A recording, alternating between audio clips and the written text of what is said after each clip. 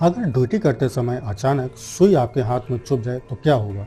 क्या सिर्फ दर्द ही होगा या आप एचआईवी, हेपेटाइटिस बी और हेपेटाइटिस सी जैसी खतरनाक बीमारियों की चपेट में आ सकते हैं? आज के इस वीडियो में मैं बताने वाला हूं कि निडल स्टिक इंजरी होने पर तुरंत क्या करना चाहिए और क्या नहीं करना चाहिए ताकि आप खुद को सुरक्षित रख सकें। यदि वीडियो आपको पसंद आए तो इसे लाइक ज़रूर करें और चैनल को सब्सक्राइब कर नोटिफिकेशन बेल भी दबा लें।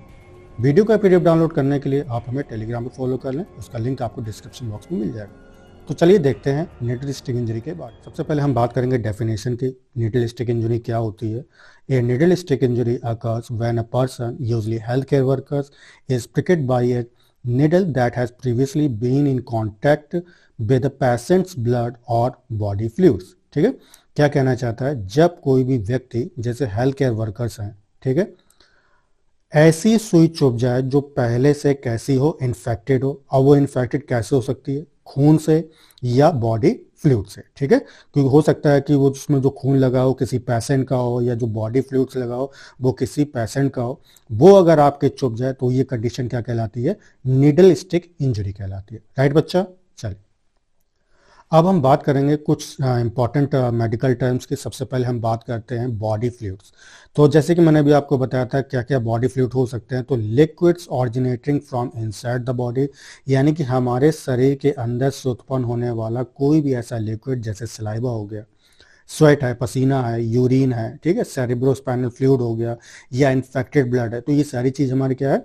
बॉडी फ्लूइड्स हैं। ठीक है, चलिए अगर आपसे कोई पूछे, इंपॉर्टेंट क्वेश्चन पूछे कि मोस्ट डेंजरस फ्लूइड क्या है, तो आपका आंसर बेटा क्या होगा? Infected blood. ठीक है, इन्फेक्टेड ब्लड आपको टिक लगाना। राइट, चलिए बेटा वहीं अगर हम देखें क्लिनिकल इंपॉर्टेंट क्या है इसका, तो health care workers are the highest risk group due to daily exposure. क्योंकि हमारे जो हेल्थ केयर वर्कर्स हैं उनका रोज का काम होता है इंजेक्शन लगाना। तो ऐसे कंडीशन में सबसे ज्यादा जो रिस्की ग्रुप होगा वो हमारे कौन है बेटा? हेल्थ केयर वर्कर्स हैं। राइट, चलिए अब हम बात करते हैं कि why is needle stick injury serious. जो निडल स्टिक इंजरी होती है वो इतना सीरियस क्यों माना जाता है?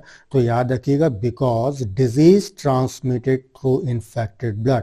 जो संक्रमित रुधिर है, जो संक्रमित ब्लड है, उसके द्वारा डिजीज फैलने का जो खतरा होता है वो बहुत ज्यादा होता है। ठीक है ना, इसीलिए जो है निडल स्टिक इंजरी काफी सीरियस मानी जाती है। ठीक, चलिए अगर हम वहीं बात करें कि निडल स्टिक इंजरी हो गई है तो ऐसी कंडीशन में कौन से आपको इन्फेक्शन फैलने के ज़्यादा चांसेस रहते हैं? तो आपको फार्मूला याद रखना है 3H। तो एक H का मतलब क्या हो जाएगा यहाँ पे? हेपेटाइटिस बी, दूसरे H का मतलब हेपेटाइटिस सी, और तीसरे H का मतलब हो जाता है HIV एड्स। राइट बच्चा? चलिए इंपॉर्टेंट पॉइंट है, याद रखिएगा, hepatitis A is not caused by needle stick injury. Needle stick injury के द्वारा हेपेटाइटिस से कभी भी नहीं फैलता है। याद रखिएगा, यह एक वायरल डिजीज है। ठीक है, यानी कि वायरस के थ्रू फैलेगा। चलिए बात करते हैं कि कैसे जो हम लोग निडल स्टिक इंजरी की रोकथाम कर सकते हैं, प्रिवेंशन कर सकते हैं। तो पहला हमारा है ऑलवेज यूज पीपी। जो भी हमारे पर्सनल प्रोटेक्टिव इक्विपमेंट है उनको पहन के रखें, जैसे ग्लोव्स हो गया, मास्क हो गया, ठीक है, प्रोटेक्टिव गियर हो गया, इनको जो है हमेशा पहन के रखें। दूसरा क्या है? Use safety devices. तो यूज रिट्रैक्टेबल सिरिंजेस और needle safety device to minimize injury risk. याद रखिएगा, चोट के जोखिम को कम करने के लिए हमेशा रिट्रैक्टेबल सिरिंज का ही उपयोग करें। रिट्रैक्टेबल सिरिंज क्या होती है? जिनको आप पीछे की ओर वापस खींच सकते हैं। ठीक है, तो ऐसी जो सिरिंज होती है उनको हम क्या कहते हैं? रिट्रैक्टेबल सिरिंज कहते हैं। राइट बच्चा? चलिए वहीं अगर हम बात करते हैं गोल्डन रूल, तो गोल्डन रूल क्या होता है? Never recap. याद रखिएगा, सुई लगाने के बाद में कभी भी उसको रिकैप ना करें। अगर रिकैप करेंगे आप तो ऐसी कंडीशन में निडल स्टिक इंजरी होने के चांसेस बहुत ज़्यादा बढ़ जाते हैं। ठीक है, तो याद रखिएगा, never recap needles, do not attempt to recap और bend use needle. This is the most common cause of accidental breaks. सुई पर कभी भी दोबारा कैप ना लगाएं। ठीक है, इस्तेमाल की गई सुई को दोबारा कैप लगाने या उसको मोड़ने की कोशिश कभी ना करें, क्योंकि ये जो है आकस्मिक चोट का सबसे मुख्य कारण होता है। राइट बच्चा? चलिए, तो इंपॉर्टेंट पॉइंट है, याद रखिएगा, रिकैपिंग इंक्रीज इन्फेक्शन रिस्क सिग्निफिकेंटली। जैसे कि मैंने आपको बताया था कि अगर आप रिकैप करेंगे या उसको बैंड करेंगे तो ऐसे में संक्रमण का खतरा बढ़ जाता है। चलिए बात करते हैं सेफ डिस्पोजल ऑफ शार्प। जो भी हमारे शार्प्स हैं, स्कैपल हो गया आपका, निडल्स हो गए, उनको कैसे सेफ डिस्पोज करें, ठीक है। तो dispose immediately, place needles and sharps in A puncture resistant container immediately after use, ठीक है। यूज करने के बाद में जितने भी जो हमारे निडल्स हैं या कोई भी शार्प्स हैं, उनको पंचर प्रूफ कंटेनर में ही रखना है हमें, ठीक है। जिन स्टूडेंट्स ने बायोमेडिकल हजार्ड्स का या बायोमेडिकल मैनेजमेंट का वीडियो नहीं देखा है, वो जरूर देखें, उसका लिंक जो है आपको डिस्क्रिप्शन बॉक्स में मिल जाएगा, राइट बच्चा। चलिए तो बात करते हैं कैसे इसको जो हम लोग निपटान कर सकते हैं, ठीक है। तो उपयोग के तुरंत बाद सुइयों और नुकीली चीजों को पंचर प्रूफ जो कंटेनर हैं उनमें जरूर डालें, जैसे कि आप फिगर में भी देख रहे हैं, ठीक है। की पॉइंट बेटा याद रखना है, इंपॉर्टेंट पॉइंट है। Never leave naked needle on a tray और बेड, कभी भी बिस्तर या ट्रे पर जो है नैग्ड निडल कभी भी ना छोड़ें, ठीक है। इससे क्या चुभने का खतरा बढ़ जाता है, राइट बच्चा। चलिए बेटा बात करते हैं फर्स्ट एड यानी कि इमीडिएट एक्शन आपको क्या लेना है। तो स्टॉप एंड स्टे काम, तुरंत जो है रुक जाएं और अपने को शांत रखें। डू नॉट पैनिक, घबराना बिल्कुल भी नहीं है। एक्ट इमीडिएटली, तुरंत एक्शन करना है वहां पे, ठीक है। चलिए दूसरा क्या है, वॉश द एरिया, जहां आपकी प्रिकल हुई है, जहां आपको चुभा है, तो wash the injury site थ्रूली with soap and running water, ठीक है। साबुन से और रनिंग वाटर से उसको धोना है हमें। टाइमिंग याद रखना है, 30 से 60 सेकंड तक जो है आपको वॉश करना है, राइट।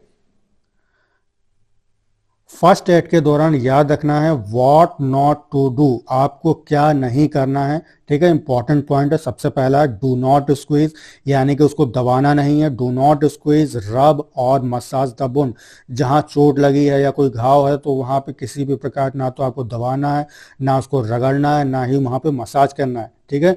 इट में push the virus deeper into tissue, ऐसा करने से क्या होगा, जो भी वायरस है, जो इन्फेक्टेड वायरस है, वो सीधे जो है आपके टिश्यू में गहराई तक चला जाएगा वहां पे, ठीक है। नेक्स्ट क्या है, नो हरास केमिकल्स, ठीक है। कठोर रसायनों का प्रयोग बिल्कुल भी नहीं करना है। डू नॉट यूज ब्लीच, जैसे कि आपका ब्लीच हो गया, स्प्रिट है, क्लोरीन है, ठीक है। इनका यूज कभी भी वुंड पर नहीं करना है, राइट बच्चा। चलिए प्रोटोकॉल्स फॉर स्प्लैशेस, मान लीजिए आपके कोई जो इन्फेक्टेड ब्लड है या किसी प्रकार का कोई इन्फेक्टेड बॉडी फ्लूइड्स है, मान लीजिए वो आपके आंख में या मुंह में चला जाए, तो ऐसी कंडीशन में आपके लिए क्या प्रोटोकॉल्स हैं, क्या आप कर सकते हैं। तो सबसे पहला है flush immediately. If blood fluid splashes into eyes, nose और माउथ, अगर मान लीजिए किसी प्रकार से आपका ब्लड या बॉडी फ्लूइड जो है वो आपकी आंखों में चला गया या नोज में चला जाए या माउथ में चला जाए, तो याद रखिएगा क्लीन वाटर या सैलाइन के द्वारा फ्लश उसको जरूर करें, ठीक है। चलिए इंपॉर्टेंट पॉइंट याद रखिएगा, do not rub your eyes, ऐसी कंडीशन में अपनी आंख को कभी भी जो है रगड़ना नहीं है, राइट बच्चा। चलिए बेटा अगला हमारा जो स्टेप रहेगा, रिपोर्टिंग द इंसिडेंट, यानी कि घटना की रिपोर्ट करना।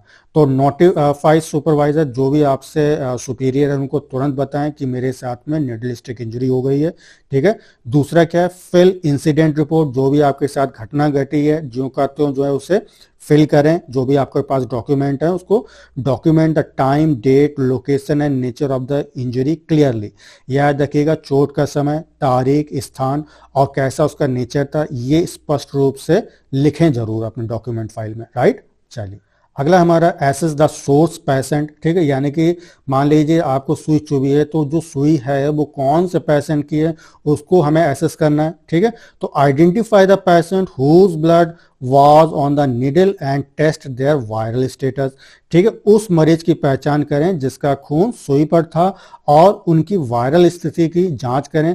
जांच ये करना है आपको कहीं उसको HIV तो नहीं है, हेपेटाइटिस B तो नहीं है, हेपेटाइटिस C तो नहीं है, राइट बच्चा। चलिए अगला हमारा पोस्ट एक्सपोजर प्रोफाइलेक्सिस, ठीक है। इसका मतलब क्या होता है, medication taken after exposure to prevent infection, यानी कि इन्फेक्शन को रोकने के लिए, ठीक है। तो तुरंत जो मेडिकेशन दी जाती है उसको हम क्या कहते हैं, पोस्ट एक्सपोजर प्रोफाइलेक्सिस कहते हैं, ठीक है।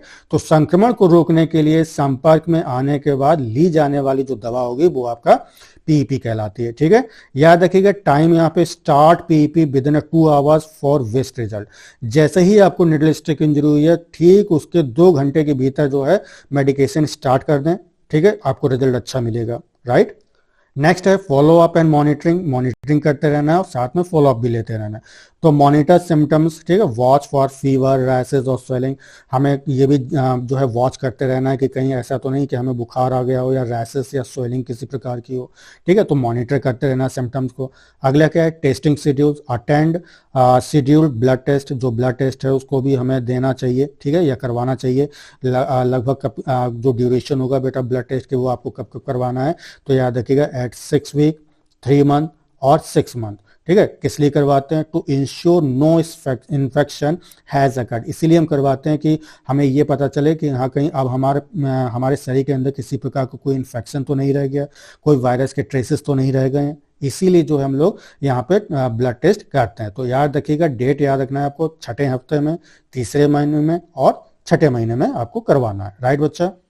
चलिए बेटा, थोड़ा सा हम यहाँ पे क्विक रिवीजन एक बार बात कर लेते हैं जो भी मैंने अभी आपको पढ़ाया है, ठीक है। तो आपको यहाँ पे वार प्रोटोकॉल याद रखना है, ठीक है। वार का मतलब क्या होता है, डब्ल्यू का मतलब क्या होता है, धोना, ठीक है, जैसे कि मैंने आपको बताया था रनिंग वाटर और सोप से आपको घाव को धोना है। इसके बाद जो है तुरंत जो है एंटीसेप्टिक वहाँ पे लगाना है या एसेस करना है वो पेशेंट का जिसकी सुई जो है आपने लगाई थी, ठीक है। तो ऐसे पेशेंट को हमें एसेस करना है और ये देखना है कि उस पेशेंट को कोई बीमारी तो नहीं थी, जैसे हेपेटाइटिस बी हो गया, सी हो गया और HIV एड्स हो गया। इसके बाद मैंने क्या बताया था आपको, तुरंत जो है रिपोर्ट करना है अपने जो भी आपके सुपरवाइजर हैं, ठीक है, या जो सीनियर डॉक्टर्स हैं उनको तुरंत बताना है और जो भी आपके साथ घटना घटी है उसको डॉक्यूमेंट करना है, राइट बच्चा। चलिए, तो सुरक्षित रहें, सतर्क रहें। आशा करता हूँ कि टॉपिक आपको अच्छी तरह समझ में आ गया होगा। टॉपिक कैसा लगा कमेंट करके जरूर बताएं। यदि यह वीडियो पसंद है तो उसे अपने दोस्तों के साथ में शेयर करना ना भूलें। तो मिलते हैं अपने नेक्स्ट वीडियो में, तब तक के लिए अपना ख्याल रखें।